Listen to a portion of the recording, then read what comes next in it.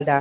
শিয়ালদা যে প্ল্যাটফর্মে আমাদের দুরন্ত এক্সপ্রেস আসবে আমরা সেই প্ল্যাটফর্মে চলে যাই এবং সেখানে গিয়ে কিছুক্ষণ রেস্ট করার পরই কিন্তু আমাদের ট্রেনটা ঢুকে পড়ে। এসি 2 টায়ার আমাদের ট্রেনটি ছিল এবং ট্রেনের খাবার দাবার কিন্তু যথেষ্ট ভালো দিয়েছিল। বিকেলের টিফিন, রাতের ডিনার, মাঝের মধ্যে চা কফি তো আসছেই, কোনো অসুবিধে নেই। জল তো অ্যাভেলেবেল আছে, কোনো সমস্যা নেই। পায়খানা বাথরুম খুব সুন্দর নিট অ্যান্ড ক্লিন রয়েছে। যেহেতু এটা 2 টায়ার ছিল, খুব পরিষ্কার ছিল, কোনো কষ্ট হয়নি। রাতের ডিনারটাও খুব সুন্দর দিয়েছে।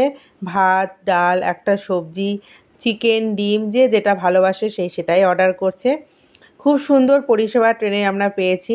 পরের দিন সকালে ব্রেকফাস্টটাও আমরা খুব সুন্দর পেয়েছিলাম।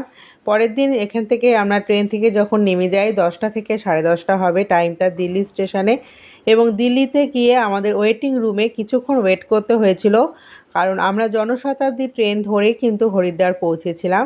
আমাদের জনশতাব্দী ট্রেনের টাইম ছিল রাত্রি, মানে সন্ধ্যের 7:30টার সময় হরিদ্বার আমাদের পৌঁছে দিয়েছিল। 3টে না 3:30টার সময় বেশ ট্রেনটা আমাদের ছেড়েছিল, আর সন্ধ্যে 7:30 পৌনে 8টার দিকে আমরা পৌঁছে গিয়েছিলাম হরিদ্বার স্টেশনে। একটু লেট করেছিল, পরে মেকআপ করে দিয়েছিল। তো আমরা দেখো এখন দুরন্ত এক্সপ্রেসে রয়েছি, এখনও কিন্তু আমরা দিল্লিতে নামিনি। কিছুক্ষণ পরে আমরা দিল্লি স্টেশনে নেমে যাব।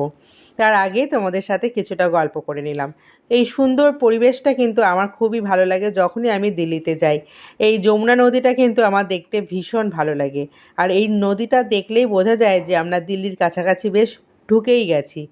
এখন আমরা লাগেজগুলো নামিয়ে নিচ্ছি, কারণ একটু পরে আমাদের নেমে যেতে হবে ট্রেন থেকে। ট্রেনের মধ্যেও বেশ সুন্দরভাবে আমাদের সময়টা কেটে গেল। বাচ্চা নিয়ে গেলে আমি কিন্তু দিল্লি হয়েই গেলাম, না হলে উপাসনা বা কুম্ভ এক্সপ্রেস আমরা ধরতেই পারতাম। তোমরা হরিদ্বার যাবার কিন্তু চাইলে অনেকগুলো ট্রেন তোমরা পাবে, যে কোনো একটা ট্রেন ধরে হরিদ্বার এইভাবে তোমরা পৌঁছে যেতেই পারো। আমরা ওয়েটিং রুমে কিছুক্ষণ ওয়েট করার পর দুপুরবেলা আমাদের জনশতাব্দী ট্রেন চলে আসে, এবং জনশতাব্দী ট্রেনে ধরেই কিন্তু আমরা এবার হরিদ্বার পৌঁছাবো। তার জন্য ট্রেনে আমরা উঠে গেছি, আর ট্রেনটা কিন্তু খুব সুন্দর, কোনো অসুবিধে নেই। আমরা যে দিল্লির ওয়েটিং রুমে ছিলাম ওখান থেকে আমরা দুপুরের টিফিনটা, মানে দুপুরের টিফিন বলতে কি লাঞ্চ আর কি, সেটা করে নিয়েছিলাম। আর যেহেতু ওই দিনকে একাদশী ছিল, আমি তো পুরো নির্জলায় উপোস ছিলাম।